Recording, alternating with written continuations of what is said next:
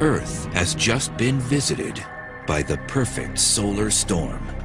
The sun kicked up this just incredible solar flare and a massive amount of energy headed towards Earth. Not only was this storm one of the two most powerful on record, it was also one of the fastest.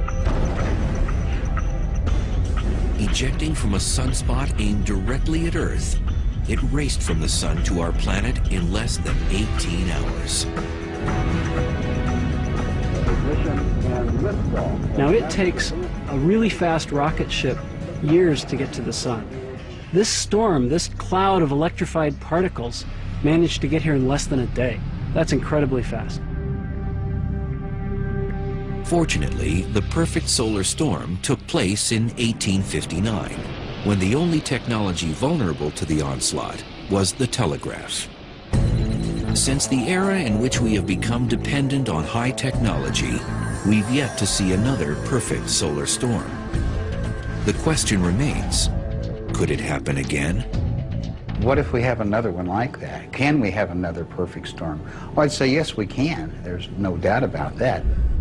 The effects that would be on us today compared to 1859 could be devastating.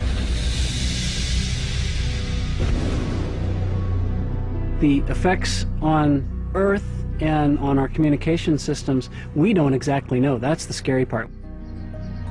It's likely that our modern technologies would be battered like beachfront houses during a hurricane.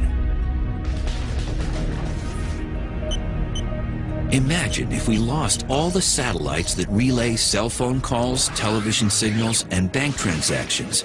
And what if, at the same time, the failure of power grids cascaded whole regions into darkness for hours or weeks?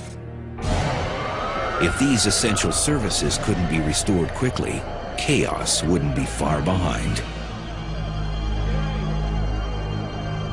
It would definitely be a ripple effect upon society and every man and woman and child that lives on this earth.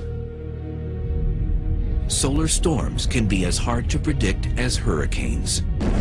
While forecasters lack the technology to foretell the next perfect storm, they do know that one would be more likely to hit at the peak of the sun's 11-year sunspot cycle.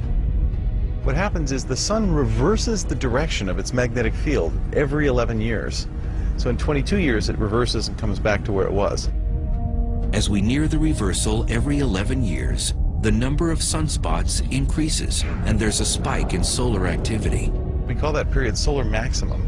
And those periods are interspersed about 5 years apart from periods we call solar minimum. So you have this 11-year back and forth between the sun being sometimes very ferocious and it goes crazy and it's like the 4th of July with fireworks all the time. And then it starts to ramp down, and for a few years it gets quieter until we get to a low point where there's a firecracker now and then, but not a lot going on. Just like hurricane seasons, solar maximums vary in intensity. Some produce many more powerful storms than others. Although we're currently at solar minimum, scientists are watching carefully to see what mayhem the next solar max might unleash. So the last solar maximum was in about 2001, and so the next one ought to be about 2012. But there are different predictions. The whole field of solar physicists is basically waiting with bated breath to see what actually happens. There are some wildly divergent opinions on what's going to happen. One group is suggesting that this next solar cycle could be the strongest in modern times. If those predictions are correct, Earth could be in for a wild ride. We might have to worry about a repeat of the 1859 event. If that were to happen today, it would wreak untold damage. We're going to learn a whole lot about what can happen to modern technology when the sun blows its top.